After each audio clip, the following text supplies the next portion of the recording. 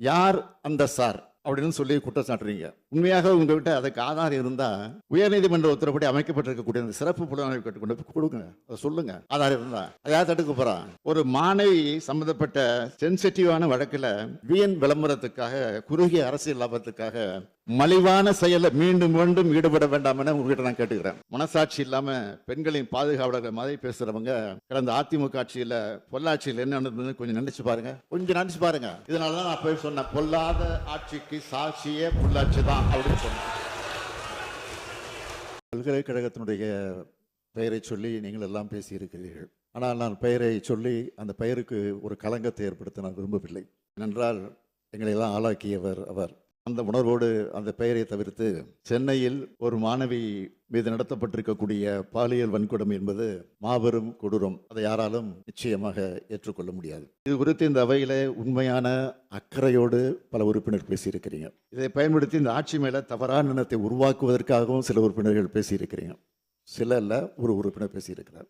யாருக்கு எந்த நோக்கம் இருந்தாலும் பாதிக்கப்பட்ட பெண் அந்த பெண் பக்கம் நின்று அவருக்கு சட்டப்படி நியாயம் பெற்று தரக்கூடிய காரியத்தை தவிர தமிழ்நாடு அரசுக்கு வேறு எந்த நோக்கமும் இல்லை என்பதை தெளிவா, உறுதியா, ஆணித்தரமா முதலையே நான் சொல்லி விரும்புகிறேன். குற்றம் நடந்த பிறகு ஒருவேளை குற்றவாளியை உடனடியாக கைது செய்யாமல் விட்டு இருந்தா அல்லது குற்றவாளியை காப்பாற்ற முடிவு செஞ்சிருந்தாலோ அரசை நீங்கள் குறை சொல்லலாம். ஆனால் சில மணி நேரத்துக்குள்ள குற்றவாளியை கைது செஞ்ச பிறகும், குற்றம் சம்பந்தப்பட்ட ஆதாரங்களை எல்லாம் திரட்டின பிறகும் அரசை குறை சொல்றது அரசியல் ஆதாயத்துக்கான தவிர உண்மையான அக்கறையோடு செயல்படுகிறது இல்லை என்பதை இந்த மாமன்றத்தில் நான் பதிவு செய்ய விரும்புகிறேன்.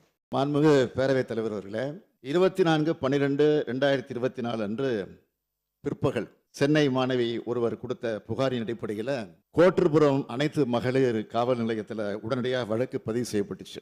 உடனடியாக தீவிர விசாரணையும் மேற்கொள்ளப்பட்டுச்சு. மறுநாள் காலையிலே இந்த சம்பவத்தில் ஈடுபட்ட குற்றவாளி ஞானசேகரன் காவல்துறையால் கைது செய்யப்பட்டார்.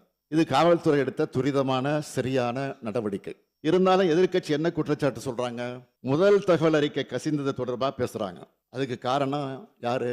ஒன்றிய அரசின் கீழ் செயல்படுகிற என்ஐசி, நேஷனல் இன்ஃபர்மேட்டிக்ஸ் சென்டர், தேசிய தகவல் மையம். அது நம்ம காவல்துறையால் உடனடியாக சுட்டிக்காட்டப்பட்டு அதற்கு பின்னால் அந்த தொழில்நுட்ப கோளாறும் சரி செய்யப்பட்டிருக்கிறது. அது தொடர்பாக அந்த அமைப்பும் நிறுவனமும் விளக்கம் கொடுத்து கடிதமும் எழுதியிருக்கிறாங்க. என்எஸ்சியிலிருந்து கடிதமும் எழுதியிருக்கிறாங்க. அடுத்து பாதுகாப்பு இல்லை, கேமரா இல்லை, 19 ரூபா சொல்ற குற்றச்சாட்டும் உண்மை இல்லை. சம்பவம் நடந்த வளாகத்தில் சுற்றி இருக்கக்கூடிய பகுதிகளில் இருந்த கண்காணிப்பு கேமராக்கள் உதவியோடு தான் குற்றவாளி அடையாளம் காணப்பட்டு கைது செய்யப்பட்டிருக்கிறார். மூன்றாவது குற்றச்சாட்டு, முதல் தகவல் அறிக்கை வெளியானதை வச்சுட்டு யார் அந்த சார் அப்படின்னு கேட்குறீங்க.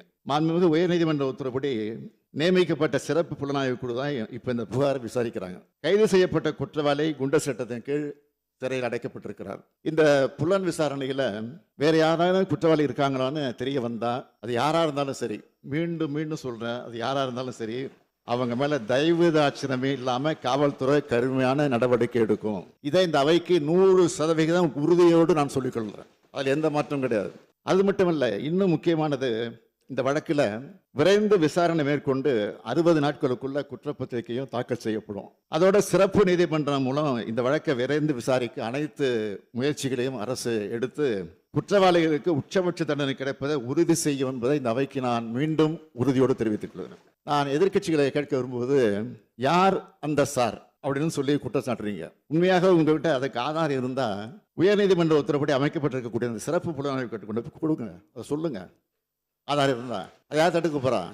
அதை விட்டுட்டு ஒரு மாணவி சம்பந்தப்பட்ட சென்சிட்டிவான வழக்கில் வீண் விளம்பரத்துக்காக, குறுகிய அரசியல் லாபத்துக்காக மலிவான செயல மீண்டும் மீண்டும் ஈடுபட வேண்டாம் என உங்ககிட்ட நான் கேட்டுக்கிறேன். இந்த அரசை பொறுத்த வரைக்கும் பெண்களுக்கு எதிரான குற்றங்களை இரும்பு கரம் கொண்டு அடக்கும். இந்த ஒரு சம்பவத்தை வச்சு பெண்களுக்கு பாதுகாப்பே இல்லாமல் இருக்கிறது போல ஒரு சதி தோற்றத்தை உருவாக்க பல முயற்சி செய்யறாங்க. நான் நிச்சயமா சொல்றேன், இது மக்கள் மத்தியில் நிச்சயமா ஈடுபடாது. ஏன்னா நமது அரசு வந்ததுல இருந்து பார்த்திருக்கீங்க, பெண்கள் பாதுகாப்புக்கு எவ்வளவு முக்கியத்துவம் கொடுக்கிறோம், பெண்கள் எதிரான குற்றங்களை எவ்வளவு நடவடிக்கை எடுத்திருக்கிறோம் என்பது தமிழ்நாட்டு மக்களுக்கு நல்லா தெரியும். குறிப்பா பெண்களுக்கு எதிரான வழக்கில் 86 விழுக்காட்டுக்கு மேல 60 நாட்களுக்குள்ள குற்றப்பத்திரிகை தாக்கல் செய்யப்பட்டிருக்கு. பள்ளிகள், கல்லூரிகள், பொது இடங்கள்ல பெண்கள் பாதுகாப்பு பற்றி 2,39,000க்கும் மேற்பட்ட விழிப்புணர்வு நிகழ்ச்சிகளை நடத்தி இருக்கிறோம். சத்யா என்ற பெண்ணை ரயில் முன்ன தள்ளி விட்டு கொலை செஞ்ச வழக்கில் மிக குறுகிய காலத்தில் உச்சபட்ச தண்டனையா தூக்கு தண்டனை பெற்று கொடுத்திருப்பது இந்த அரசு தான். பெண்கள் மற்றும் குழந்தைகள் மீதான குற்றங்களுக்கு எதிராக இந்த அரசு எடுத்து ஒரு நடவடிக்கைகளை பாராட்ட மனம் இல்லைனாலும் பரவாயில்ல, வீண் பழியை சுமத்தாமல் இருந்தா அதுவே போதும்.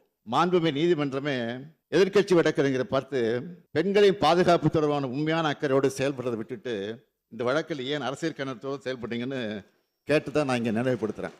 நீதிமன்ற அறிவுரையை பின்பற்றி வீண் அரசியலை தவிர்த்தால பெண்களுக்கு பாதுகாப்பு கொடுப்பதற்கு அது பேருதவியாக இருக்கும்னு தெரிவிச்சுக்க விரும்புகிறேன். இன்னைக்கு தமிழ்நாடு பெண்களுக்கு குழந்தைகளுக்கு பாதுகாப்பு மாநிலமாக திகழுது. இந்த அரசு அமைந்ததிலிருந்து நாங்கள் எடுத்திருக்கக்கூடிய தொடர் நடவடிக்கைகள் தான் இதுக்கு காரணம். இது தொடர்பான ஒரு புள்ளி விவரத்தை நான் சொல்ல விரும்புகிறேன். இந்தியாவிலேயே பெண்களுக்கு பாதுகாப்பான முதல் 10 மாநகரங்களில் நம்ம கோவையும் சென்னையும் இருக்கு. பெண்கள் அதிகம் பேர் வேலைக்கு செல்லும் மாநிலம் தமிழ்நாடு தான் முன்னிலையில் இருக்கு. 10 லட்சத்துக்கு உட்பட்டு இருக்கக்கூடிய மக்கள் தொகை உள்ள சில சிறிய நகரங்களில் திருச்சி, வேலூர், ஈரோடு, சேலம், திருப்பூர் ஆகிய 5 நகரங்களும் முதல் தரவரிசையில் பாதுகாப்பான நகரங்களாக இருக்கு. சென்னை மாணவி விவகாரத்தில் மட்டும் இல்லாம எந்த பாலியல் வன்கொடுமை புகாரிலையும் இந்த அரசு நடவடிக்கை எடுக்காம வேடிக்கை பார்த்ததும் இல்லை, விலகி நிற்கிறதும் இல்லை. மனசாட்சி இல்லாம பெண்களின் பாதுகாவலர்கள் மாதிரி பேசுறவங்க கடந்த அதிமுக ஆட்சியில் பொள்ளாச்சியில் என்ன நடந்ததுன்னு கொஞ்சம் நினைச்சு பாருங்க. பொள்ளாச்சியில் நடந்தது ஒரு பெண் சம்பந்தப்பட்ட பாலியல் குற்றம் இல்ல, தொடர்ச்சியா பல பெண்களுக்கு பாலியல் வன்கொடுமை 2 வருஷமா நடந்திருக்கு.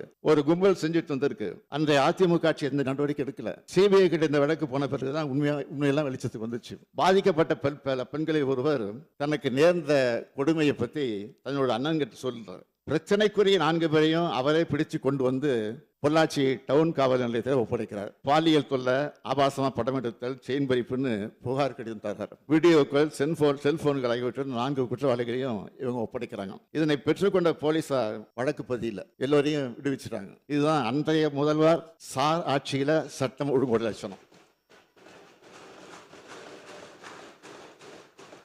அது மட்டுமா, பாதிக்கப்பட்ட பெண் கொடுத்த புகாரை அப்படியே குற்றம் செஞ்சவங்கள்ட்ட கொடுத்துட்டாங்க. அந்த புகாரை குற்றம் யார் செஞ்சிருக்காங்களோ அவங்கள்ட்டே கொடுத்துட்டாங்க. இதை எதிர்த்தது அதிமுக பிரமுகர் நாகராஜன் பாதிக்கப்பட்ட பெண்ணோட அண்ணனை தாக்குகிறார். அந்த புகார் மேலேயும் நடவடிக்கை எடுக்காத அரசு தான் அதிமுக அரசு. பிரச்சனை பெருசாக தெரிஞ்சதும் இதில் சம்பந்தப்பட்ட முக்கிய நபரான திருநாவுக்கரசை கைது செய்யாம ஏதோ 3 பேரை கைது பண்ணி கணக்கை முடிக்க பார்த்தாங்க. ஆனா சிபிஐ விசாரணையில பொள்ளாச்சி சம்பவம் முழுவதுமே அதிமுக பிரமுகர்களால் தான் நடத்தப்பட்டது தெளிவா சொல்லிடுறாங்க. இவங்களை காப்பாற்றுறதுக்காக தான் இப்படி ஒரு சம்பவமே நடக்காத மாதிரி அந்த அதிமுக அரசு ஒரு பெரிய நாடகமே ஆடிச்சு. இதனாலதான் நான் போய் சொன்னேன், பொல்லாத ஆட்சிக்கு சாட்சியே பொள்ளாச்சி தான் அப்படின்னு சொன்னேன். இப்படி பெண்களுக்கு எதிரான ஆட்சி நடத்திய சாருங்கெல்லாம் பேட்ஜ் அணிஞ்சிக்கிட்டு வந்து உட்கார்றாங்க. பேட்ஜ் அணிஞ்சிக்கிட்டு உட்கார்ந்து மட்டும் போயிட்டார் பாதியில. இது போல 100 சார் கேள்விகளை அதிமுக பார்த்து என்னால கேட்க முடியும். ஒரு முன்னாள் முதலமைச்சர், இந்நாள் எதிர்க்கட்சி தலைவர் தன் பொறுப்பையும் தகுதியும் மறந்து பேட்ஜ் அணிந்து வந்து அரசியல் எந்த அளவுக்கு தாழ்ந்து போகவும் தயாராக இருக்கிறார் என்பதற்கு இது ஒரு எடுத்துக்காட்டு. பொள்ளாச்சி பாலியல் வன்கொடுமை சம்பவத்தில் முதல் தகவல் அறிக்கை தாக்கல் செய்ய அதிமுக ஆட்சியில் 12 நாட்கள் ஆச்சு. ஆனால் சென்னை மாணவி வழக்கில் புகார் கொடுத்த உடனே முதல் தகவல் அறிக்கை போடப்பட்டது. இது தொடர்ந்து சில மணி நேரத்தில் குற்றவாளியை கைது செய்திருக்கிறாங்க. ஏன்னா இதையெல்லாம் அரசியல் லாபத்திற்காக, அந்த நோக்கத்திற்காக மறைக்கிறாங்க. இதே போல இந்த வழக்கு பற்றி பாஜகவினர் புதுவெளியில பேசியிருக்கிறாங்க, தொடர்ந்து பேசிட்டு இருக்கிறாங்க. பாஜக கதையெல்லாம் சொல்லி இந்த அவையுடைய மாண்பை குறைக்க நான் விரும்பல. அரசு மேல குற்றச்சாட்டுகளை வைக்கும்போது பொறுப்புகளை உணர்ந்து பேசணும். உச்சநீதிமன்றம் அமைச்சிருக்கக்கூடிய சிறப்பு புலனாய்வு குழு விசாரணை முழு வீச்சில் நடத்தப்பட்டு இருக்கு. வேற யாராலும் சம்பந்தப்பட்டிருக்காங்கன்னா தெரிய வந்தா அது யாரா இருந்தாலும் சரி, எந்த பின்னணியை சேர்ந்தவராக இருந்தாலும் சரி, கடும் நடவடிக்கையை நிச்சயமாக உறுதியாக நாங்கள் எடுப்போம். மீண்டும் ஒரு முறை இந்த அவைக்கு தெரிவிச்சுக்கிறேன், திராவிட மாடல் ஆட்சி மகளிருக்கான ஆட்சி. கட்டணமில்லா விடியல் பேருந்து பயணத்தை தொடங்கி கோடிக்கணக்கான மகளிருக்கு உரிமை தொகையை உறுதி செஞ்சு கல்லூரிக்கு வரும் அரசு பள்ளி மாணவரை புதுமை பெண்களாக வளர்த்தெடுக்கிற ஒரு ஆட்சி. எனவே மகளிருக்காகவே நாள்தோறும் திட்டங்களை தீட்டி அவங்களுடைய பேராதரவோடு செயல்பட்டு வர இந்த அரசு, எனவே இந்த அரசு மேல அடிப்படை இல்லாத குற்றச்சாட்டுக்களை சுமத்தி அதன் மூலமாக களங்கப்படுத்தலாம்னு சிலர் நினைக்கிறாங்க. அது ஒருபோதும் எடுபடாது. இறுதியா நான் உங்ககிட்ட பணியோடு கேட்கறது, திமுக அரசுக்கு களங்கம் ஏற்படுத்தாத நினைச்சுக்கிட்டு உயர்கல்வி கேட்க வரக்கூடிய மாணவிகளை அச்சுறுத்தி அவங்க கல்வியை கெடுத்துறாதீங்க என்பதுதான், இதுதான் என்னுடைய பணிவான வேண்டுகோள். இதோடு அமைகிறேன். நன்றி, வணக்கம்.